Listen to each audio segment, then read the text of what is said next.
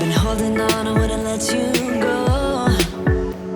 'Cause every time I try, you find a loophole. I've been slamming the door and just leave you cold. When I come back, you've heated up the South Pole. You see my body rush for the escape, while my heart wants to stay. Hai guys, welcome back to my channel. Hari ini aku bersama Fons. Dan hari ini kita mau cerita sesuai requestan kalian. Banyak yang tanya, Kak gimana sih kok bisa ketemu si Kak Fons? Di mana, kapan, dan gimana ceritanya? Karena kalian udah termasuk bagian dari keluarga kita, jadi kita akan cerita gimana kita ketemu. Now, do you wanna start the story? Start the story. Wait, disclaimer. Sebelum kalian dengar cerita kita, kalian ambil kopi kalian, ambil es teh, dan ambil camilan kalian. Jadi kalian bisa sambil snack sambil dengerin cerita kita, oke? What year was it? It was 2013. 13, okay. 1 hour later. So I went on a backpacking trip with my friend. First to Thailand, Malaysia, Singapore, and then we ended up in Indonesia. I think the first place we went to was Jaksa Street. We arrived at the airport and asked the people there, what's the place for tourists to go? And they said, oh, go to Jaksa Street. So they brought us there. And then we ended up somewhere sitting there in a hotel. The next day we were just walking around, and I think we couldn't find the place back. We saw like two girls walking on the street, and we just asked, oh, do you guys know the road to Jaksa Street?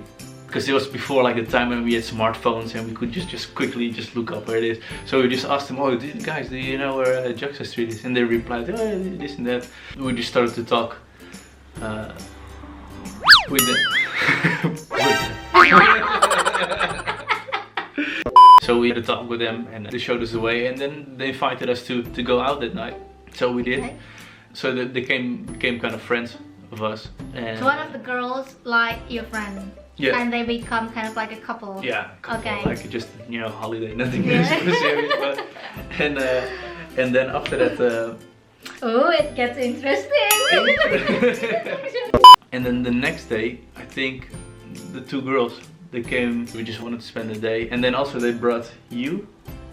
I remember that. Yeah. They brought you along, and that is actually when I first saw you.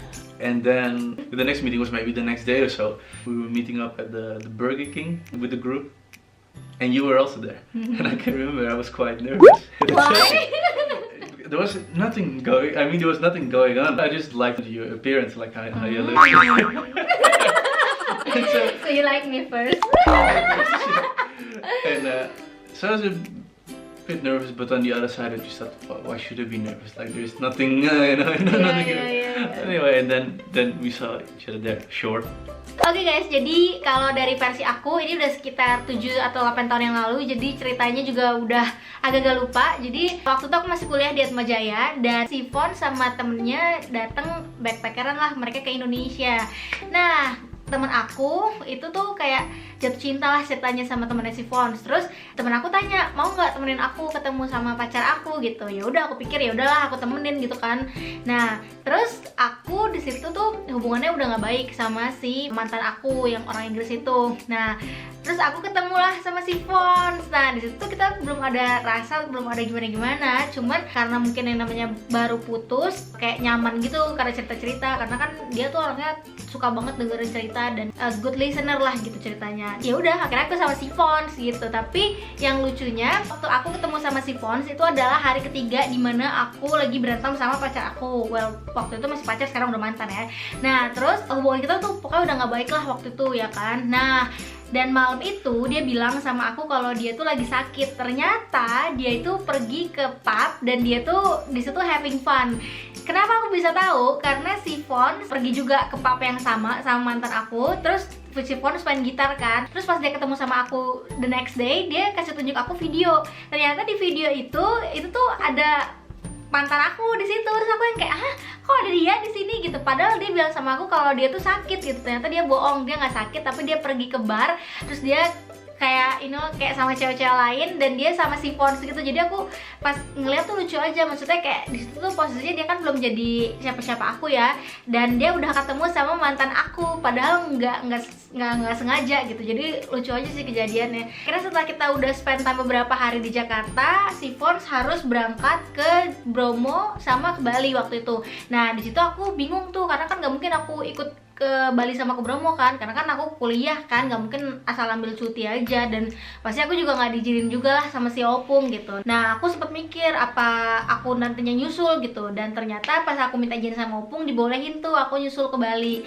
Akhirnya kita ketemulah di Bali, dan di Bali kita spend time beberapa bulan. Di situ dia juga udah sering tinggal di rumah aku sama keluarga aku. Pokoknya udah kenal deket lah sama keluarga aku, dan aku juga udah kenal sama keluarganya dia, tapi cuman kayak lewat Skype gitu, karena kan aku belum ke Belanda kan. Jadi waktu itu di situ posisinya kita udah pacaran, udah deket keluarga. Terus akhirnya kita memutuskan untuk kita pergi ke Belanda, jadi biar aku juga dikenalin sama keluarganya dia. Dan emang waktu itu kita lagi liburan juga kan, karena aku udah cuti akhirnya dari kuliah aku. Jadi aku pikir ya udah sekalian aja cuti untuk keluar negeri gitu. Udah akhirnya sampailah di Belanda, dan waktu itu aku 3 bulan di situ. Nah disitulah dramanya dimulai, karena Fons harus berangkat ke Inggris karena dia harus kuliah di Inggris.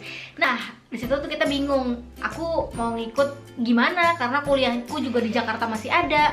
Terus juga pasti kan pengeluaran nggak sedikit dong ya kan, kalau misalnya aku juga mau kuliah di Inggris, karena kuliah di Inggris itu pengeluarannya 3 kali lipat lebih besar daripada orang asli Inggris sendiri gitu. Jadi kalau misalnya kita international student pasti itu biayanya lebih mahal gitu. Dan di situ kita masih hubungannya emang sih udah deket, tapi belum yang kayak udah nikah, belum yang kayak udah tunangan gitu. Jadi belum ada yang kayak terikatan apa-apa, masih kayak yang ya pacaran. Kalau sama bule itu kan pacaran ya biasa aja gitu, nggak seserius orang Indonesia pacarannya. Nah aku bingung tuh di situ gimana ya, tapi aku juga udah terlanjur sayang gitu. Jadi akhirnya aku ngomong nih ke Opung, gimana kalau misalnya aku kuliahnya transfer aja nih ke Inggris gitu. Nah awalnya Opung kayak ya gimana ya gitu, sayang kan, soalnya yang di Indonesia udah dibayar juga gitu ya, udah diselesain aja. Karena waktu itu aku udah semester 5 apa semester 6 aku lupa deh, pokoknya waktu itu udah lumayan aku kuliahnya gitu kan. Jadi sayang kalau misalnya tinggalin. Nah aku mikir ya namanya lagi jatuh cintanya ya Bo, ya udahlah aku akhirnya minta tolong sama Opung. So, akhirnya aku bilang ya Opung gimana ya, aku udah terlanjur sayang ini. Akhirnya Opung merestui. Akhirnya Opung bilang ya udah kalau emang kamu misalnya mau ngikut dia mau kuliah di Inggris ya udah gitu. Ya udah akhirnya pindah ke Inggris ngikut si Fons. Terus tuh kita tinggal di Inggris, kita juga tinggalnya deketan karena kayak ada student accommodation gitu. Jadi kita tinggal di situ. Jadi nggak percuma aku pindah ke Inggris kan untuk deketan sama dia, karena kita juga tinggal akhirnya bisa deketan gitu. Nah terus akhirnya kita kuliah 3 tahun. Was it 3 years? 3 years, yeah. 3 tahun.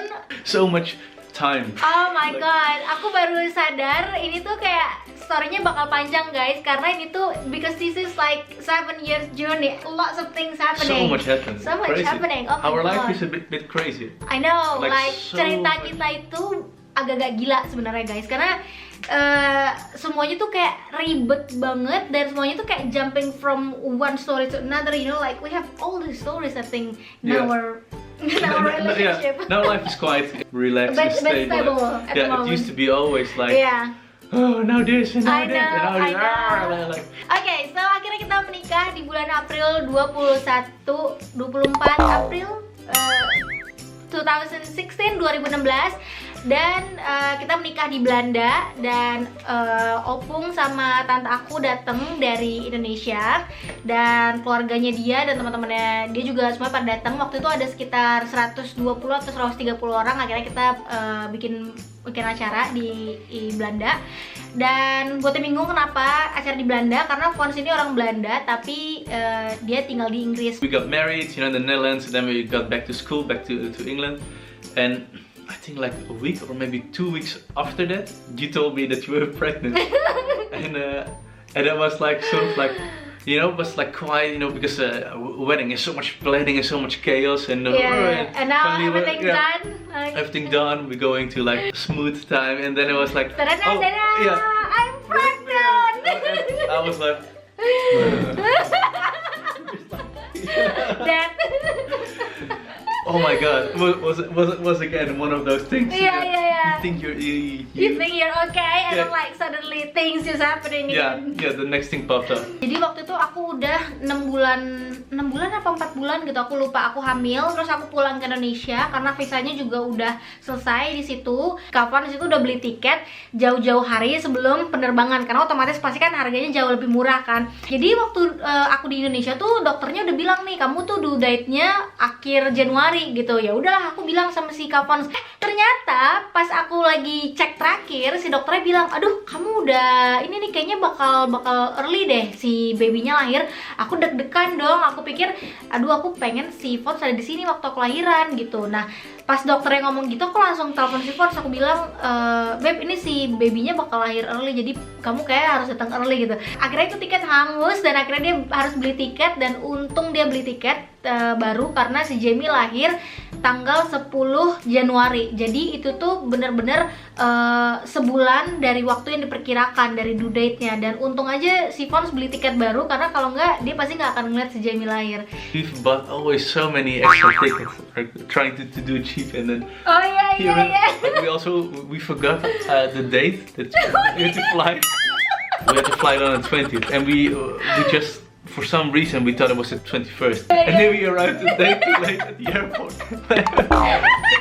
Like, the thing was, like, we could actually enter the airport, like, also our baggage was already checked, you know, we were already, people checked our tickets, and we were about to check in at the desk to give our baggage, and then they were there looking, and they were like, We can't find your name on this flight.